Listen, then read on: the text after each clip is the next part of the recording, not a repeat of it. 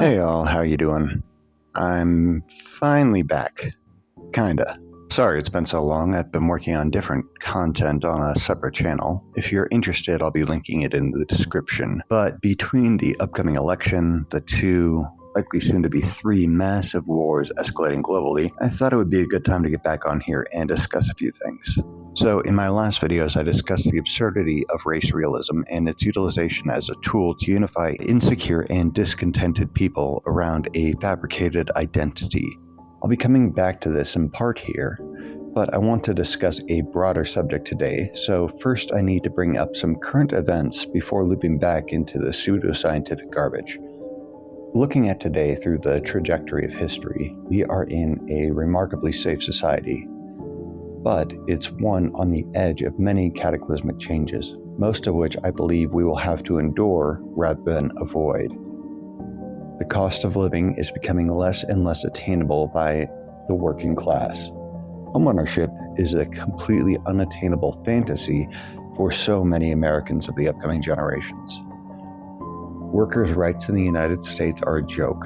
Healthcare and pharmaceutical prices are a literal blood sport, subsidized by the American government to benefit a selected subset of wealthy individuals and corporations, who are thus incentivized to treat the problems of those that can afford it, rather than to cure diseases that devastate millions. It's why we haven't eliminated TB, tuberculosis, but are close to eliminating shingles, a far less deadly and more profitable affliction to invest in. I'll link the details of that disaster in the description, along with some other details I only touch on briefly. Water tables across the country are drying up. The Colorado River is at dangerously low levels that are only getting lower with time. Natural disasters are happening more and more frequently, with far more devastating effects year after year. Hawaii, Puerto Rico, Pakistan, Australia, etc., etc., etc.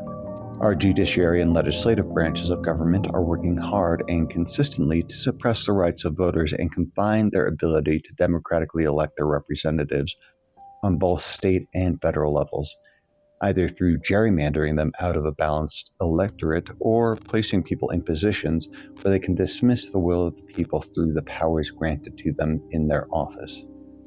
We are currently watching two massive conflicts rattle global geopolitics and are simply waiting for China to start the third one in Tiwan, while suppressing protests of these events in traditionally public forums, unless, that is, you're protesting the right people. This brief synopsis only scratches the surface of our domestic and global issues, but to make it simple, everything is fucked up and the world is on fire in more ways than we want to acknowledge, because paying attention to all of it is a soul-crushing endeavor. For society to even begin to address so many complicated and multifaceted issues that will be affecting humanity for generations to come, we need policy and leadership that is willing to tackle big issues. But with the next clown show less than a year away, what are we fighting about instead? The woke, the feminists, trans people, especially if they play a sport, affirmative action, whether history is history or science is science. I have pretty passionate opinions on some of these topics, like abortion being healthcare, and woke being a buzzword used to categorize anything frightening to more conservative people into one big lump, no different than the term communist was used 30 to 80 years ago. These are issues dividing the public, while the issues directly affecting us, our future, and the future of the world as a whole, go largely ignored. As long as we are largely focused on narrower topics of identity, no matter how important those topics may be, the less willing and able we are to push back against the institutional norms that allow the largest problems our nation and the world as a whole face to go largely unaddressed. Take just for one example, education. Whole local school boards and politicians argue about if our textbooks are making kids gay and or liberal. Generations of students are growing up with a subpar education, a complete lack of critical thinking skills, and absolutely no knowledge of things that will genuinely matter to them. Financial literacy, recognizing exploitation in their employment and day-to-day lives, being capable of saving for big things in life like a car or a home, and earning enough income for such goals to be achievable. Instead, we have a public school system built around property taxes where wealthy neighborhoods want for nothing in terms of funding, and poorer neighborhoods struggle simply to retain teachers. A system so bad at giving our kids a basic education that 40 to 60 of those bound for college need remedial classes in the topics before they're able to attain a collegiate level. To oversimplify and reiterate my point, we are facing broad, complex, multifaceted issues with education, and our children are suffering because of it. Yet all of our discourse around education is fixated on non-issues that are generally seated in implicit bigotries, like how honest can we be when teaching American history to our kids? Can we acknowledge that gay people exist in any way, shape, or form? Thanks, Florida. Can Tammy play softball or volleyball on the girls' team even though they were born as Timothy? Again, I may have my opinions on this particular bigoted insanity, but all the rancor around it detracts from the far more important and deeper institutional issues affecting education as a whole. Another prominent example is corporate exploitation of both workers and customers. This practice ranges from union suppression and inflation used to disguise corporate price gouging to planned obsolescence and the continued consolidation of goods and services to the hands of fewer and fewer corporations. These are things that will continue to actively harm the daily lives of average Americans on a regular basis, regardless of their political affiliation or demographic. Liberal, conservative, gay, straight, male, female, trans, cis, religious, or atheist, we all need to be able to find work that can support ourselves and our family, live in a community where kids can learn and grow, and not fear bankruptcy over a cancer diagnosis or struggle more and more each month to balance groceries, rent, and basic necessities, all of which are far more expensive the poorer the community you live in is. Not to mention the fact that ecological disasters and geopolitical conflicts are indifferent to how you identify or who you vote for.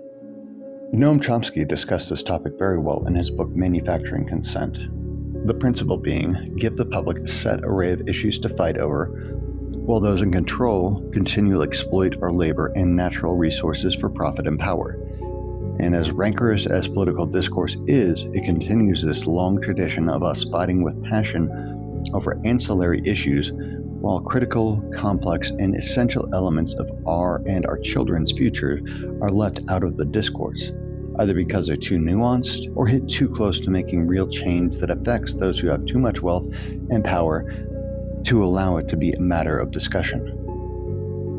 It brings to mind the analogy of crabs in a bucket. You compile a massive amount of crabs into a single bucket, more than enough that most could pull themselves out. But they don't. Instead, when a crab here or there is pulling up to the lip of the bucket, another crab grabs its legs and pulls it right back into the pile. So with this analogy, we get back to the beginning.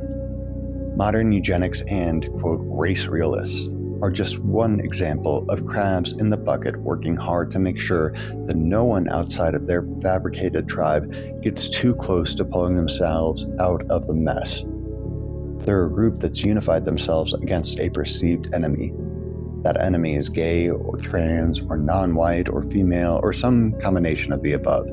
And accordingly, people who are in any of these enemy groups or people who just don't like intolerance in general push back against this bigotry, actively and justifiably opposing this kind of intolerance. Thus, through this, a controversy is born. Passions grow, people argue, a wedge is created, and your position on it places you neatly into one category or the other. No matter how vile these controversies can become, no matter how much they dehumanize one particular group or another, they are a tool. A tool to keep us angry and fighting about topics that matter on an interpersonal level, but do nothing to address the systemic problems that allow such wedge issues to be so effective in diverting us away from focusing our energies on real mechanisms of change. Keep the public bickering amongst themselves, give them the illusion of being able to make a difference through their activism, make sure that the causes that they focus on don't affect the ability of the haves to exploit the have-nots for their labor, for their income, and make sure that they remain cogs in the machine that you've built, while giving them the sense that they've been able to make a difference. Oligarchy works best when it's veiled in the illusion of democracy. The sad reality is, it's not a question of when the public as a whole We'll wake up and force this broken system to change. The question is, how bad does the system have to get before these ancillary controversies are superseded by the public's demand for real systemic change? I don't know the answer to this. I don't even know if I'll still be around when such a massive public ground shift comes about. When it does, I'm not sure we're smart enough or willing enough to set aside our ideological differences to find successful compromises that fundamentally change the trajectory of humanity into a better direction. I hope we are, but I'm honestly not sure if we will be willing or able to do that. Nevertheless, these are things that will only be revealed with time, but the cracks of the status quo are becoming harder and harder to ignore. How fucked up do things have to get before we start to fix it? Or will real change only come with a cataclysm so great that things must be rebuilt from the ground up?